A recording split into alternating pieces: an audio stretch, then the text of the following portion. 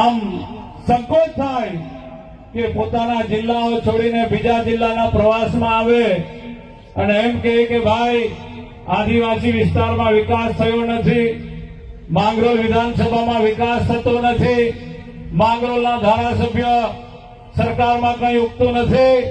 અરે બેટા, અમારો તો સરકારમાં પણ આજે એટલો જ વટ છે. આજે પણ ભારતીય જનતા પાર્ટીની સરકારમાં અમારો એટલો જ વટ છે અને અમારા વિસ્તારો તમારા કરતા વિકાસની દ્રષ્ટિએ ખૂબ આગળ છે. તમારા વિસ્તારમાં તો પ્રજાજનોની હાલત દયાજનક જેવી છે. ત્યાં તમારે વિકાસના કામોમાં ધ્યાન આપવું જોઈએ. એનાથી પણ આગળ વધીને અમે તો વિસ્તારની ચિંતા કરી જ પણ આખા આદિવાસી પટ્ટાની ચિંતા કરી છે. નર્મદા જિલ્લો હોય, તાપી જિલ્લો હોય કે ડાંગ જિલ્લો હોય, ડેડિયાપાડાની અંદર પણ અમે લોકોએ એકલવ્ય શાળા અને કોલેજો આપી હોય તો એ ગણપતભાઈ વસાવાના ટાઈમે આપી. આ આપણા પડોશી નેત્રંગ વાલિયા ઝઘડિયામાં વર્ષો સુધી આદિવાસીઓને કરજણ ડેમનું પાણી નહોતું મળ્યું. અહીંયા અમારા અતુલભાઈ પટેલ સાક્ષી છે, દીપકભાઈ વસાવા સાક્ષી છે.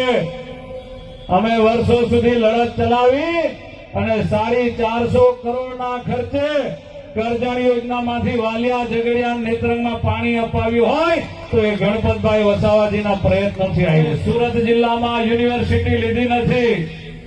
અમે આ ટ્રાઇબલ મ્યુઝિયમ સુરત જિલ્લામાં લેવાના બદલે નર્મદા જિલ્લાની અંદર 150 કરોડના ખર્ચે રાષ્ટ્રીય ટ્રાઇબલ મ્યુઝિયમ એ અમે મંજૂર કર્યું. આજે પૈસા એક્ટના કાયદાની વાત કરીને ઘણા બધા નીકળી પડેલા નેતાઓ ગામડામાં જઈને ગ્રામસભા નામે તોફાન મચાવી રહ્યા છે, પરંતુ તેમને ખબર નથી કે ગુજરાતમાં 2017માં પૈસા કાયદાનો અમલ કરાવનાર ગણપતભાઈ વસાવા હતા.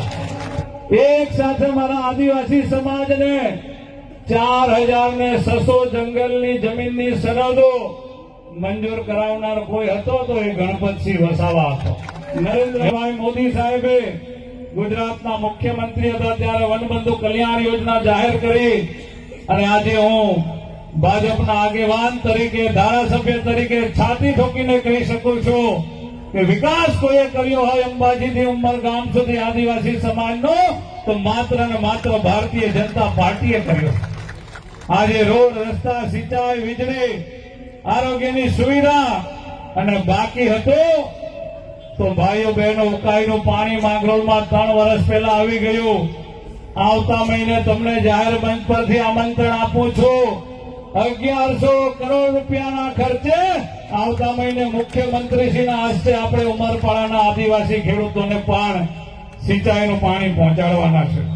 ત્યારે ભાઈઓ બહેનો, જળ, જંગલ, જમીનની વાતો કરનારા વર્ષો સુધી આદિવાસી સમાજને જંગલ જમીનથી વંચિત રાખ્યો, પણ આજે નરેશભાઈ સાક્ષી છે, જયરામભાઈ સાક્ષી છે. મને કહેતા ગૌરવ થાય છે કે મારા ગુજરાતમાં વર્ષોથી જંગલની જમીન ખેડનારા આદિવાસી ભાઈ બહેનોને સામૂહિક દાવા, વ્યક્તિગત દાવા અને માળખાકીય સુવિધામાં 13 લાખ એકર કરતા વધારે જંગલની જમીન આપી હોય તો એ ભારતીય જનતા પાર્ટી આપી છે.